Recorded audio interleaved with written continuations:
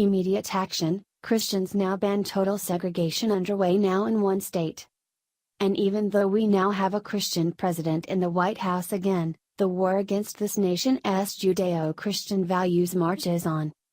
This time it's a condo located in Florida, where a woman has now filed a federal lawsuit when her condominium complex homeowners association told her she couldn't host her weekly Bible study group or play Christian music in the common area anymore.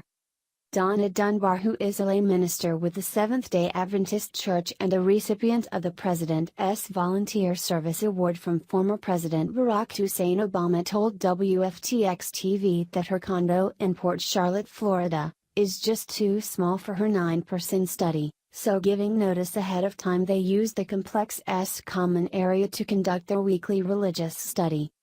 The religious liberty law firm First Liberty Institute sent a letter to Housing and Urban Development Secretary Ben Carson last week, explaining the situation and demanding action. Dunbar later explained that all they do is study the Bible and sing some karaoke songs at her meeting. All this mess started when on February 6 the Cambridge House Board, without warning, passed a resolution stating that prayers and other religious services or meetings of any nature are not permitted in the common areas. This ban also included the removal of any and all religious paraphernalia from the premises, one of which included a decorative angel and statue of a Catholic saint. But perhaps what upset Dunbar the most was when she found a sign placed on the common area piano which read, "Any and all Christian music is banned!" Lee Patterson, from the Judicial Fellow at First Liberty Institute, in a statement to the media, said that the unequal treatment of citizens stemming from religion violates federal law and the First Amendment, and that she is confident that Secretary of Housing and Urban Development will fix this mess as quickly as possible. I wonder if this would be an issue if they would be studying the Quran instead of the Bible. Via Charisma News. Hostility against Christian Americans is growing at an alarming rate, according to a new survey from the Family Research Council and Liberty Institute.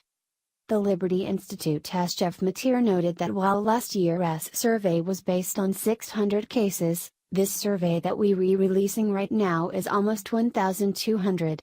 So we've almost doubled in just 1 year. One such case involved college student named Audrey Jarvis, who was asked twice to remove her cross, or at least hide it, at a student orientation. "My supervisor came up to me out of nowhere and asked me to remove my cross necklace because he thought it would be offensive to incoming freshmen," she recalled. Jarvis received an apology from her college, but couldn't forget how hurtful the man was who found her cross so objectionable. "I think he was just kind of ignorant to the fact that his words could offend me in attempting to not offend somebody else," she said.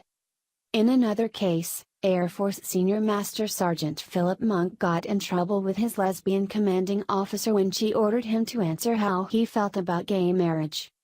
"This is about religious freedom because I expressly stated that I had a religious conviction that wouldn't allow me to answer the question the way it was posed to me," Monk said.